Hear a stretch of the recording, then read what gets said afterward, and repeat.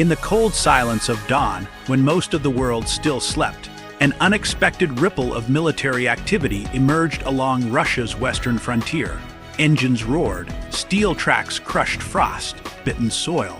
Radar dishes turned skyward like vigilant eyes. No official announcement, no televised fanfare, just sudden, precise movements of troops and equipment near NATO's doorstep. It was a drill no one saw coming, one that immediately lit up intelligence screens across Europe. The question that now dominates diplomatic halls and military briefings alike is simple, yet chilling. What is really going on? And perhaps more importantly, why now? Stay with us, because the answers may reveal more about the balance of power in Europe than any press conference could. Across the last decade, Russia's military posture has evolved from a regional deterrent into a force designed for rapid, coordinated response across multiple theaters. But even in this context, the suddenness of this drill, its timing, its location, and its scale is unusual. Sources in the Ministry of Defense have described it as a readiness inspection, a phrase with a history of being used for both planned and message-driven maneuvers. Yet seasoned analysts know that every such inspection sends a signal, whether intended for domestic audiences, foreign capitals, or both. What makes this particular exercise stand out is its proximity to NATO borders. Just kilometers away, the alliance has been rotating forces, upgrading air defenses, and conducting its own series of multinational exercises. The Russian move instantly drew the attention of military planners in Warsaw, Vilnius, and Riga. Unofficial chatter among Western security analysts already frames the drill as a stress test, a probe not just of Russia's own readiness, but of NATO's capacity to monitor and interpret sudden developments without escalating tensions. For Moscow, such drills serve multiple purposes. At the operational level, they validate the mobility and integration of different branches, ground forces, air units, missile defense, and electronic warfare teams. At the strategic level, they are a form of signaling, reminding adversaries and allies alike that Russia's military is not only prepared, but adaptable. In the theater of geopolitics, perception is as important as capability, and perception can be shaped in hours by maneuvers like this.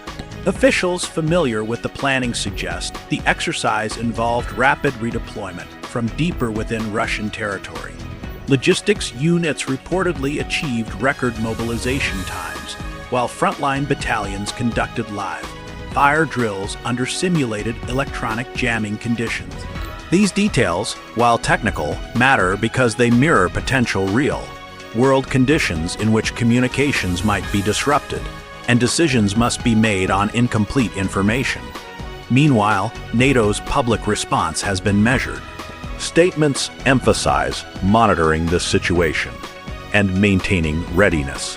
Privately, however, military observers in Brussels are parsing satellite imagery, movement logs, and intercepted communications to determine whether this drill's timing corresponds with other developments such as political negotiations, international summits, or intelligence assessments of regional flashpoints. One theory gaining traction among political commentators is that this sudden drill serves as a reminder during a period of shifting global alliances, with multiple conflicts and crises pulling Western attention in different directions. A high-profile exercise near NATO borders is difficult to ignore. It demands coverage, it sparks analysis, and it reinforces the idea that Russia remains an active and capable player on the European stage. For the Russian domestic audience, the exercise reinforces a narrative of vigilance and sovereignty. State media coverage highlights the professionalism of the troops, the precision of the operations, and the unity of command. These images and reports bolster public confidence that, regardless of the complex geopolitical environment, the nation's borders are secure and its forces are ready.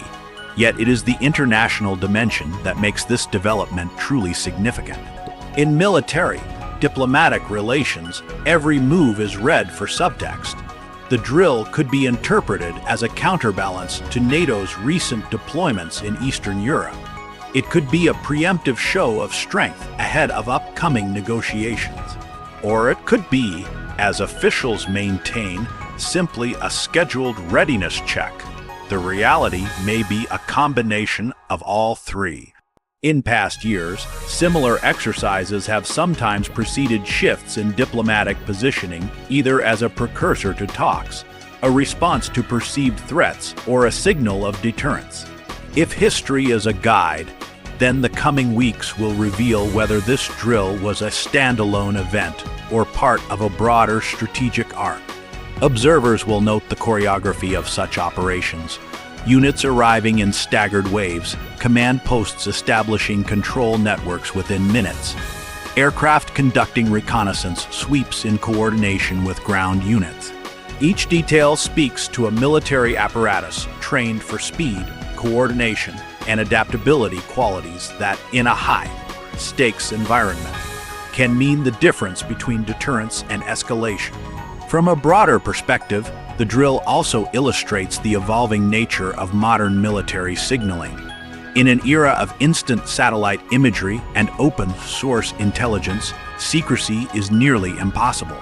Every movement will be photographed, analyzed, and debated online within hours. This visibility changes the dynamic. Military exercises become not just tests of capability, but deliberate media events designed to be seen and interpreted. Russia's choice to conduct such an exercise without prior announcement to NATO under the Vienna document, a measure intended to build trust and transparency, has raised eyebrows in Western capitals. While such notification is not always legally required, bypassing it can be read as a message in itself. It signals a willingness to act on Russia's own timetable without external consultation. What happens next will depend on multiple factors: the response from NATO, the regional security environment, and Moscow's own calculations. For now, the official line remains clear. This was a drill, nothing more. But in the world of geopolitics, nothing is ever that simple. In the days ahead, analysts will watch for follow-up actions, redeployments, new announcements, changes in military posture. Diplomats will parse every word from official statements, looking for clues about intent.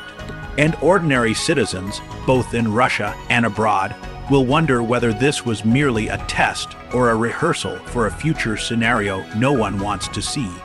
In closing, the sudden military drill near NATO borders is more than just a headline. It is a reminder of the delicate balance of power that defines the modern era. It underscores how quickly the strategic environment can shift, and how every move, every deployment, every drill, every statement carries layers of meaning. In such a world, vigilance is not optional. It is the foundation of security. If you found this analysis important, and you want to stay informed about developments that shape our world, make sure you subscribe to this channel. Your engagement helps us bring you the most detailed, timely, and balanced reports, and ensures you never miss the stories that matter most.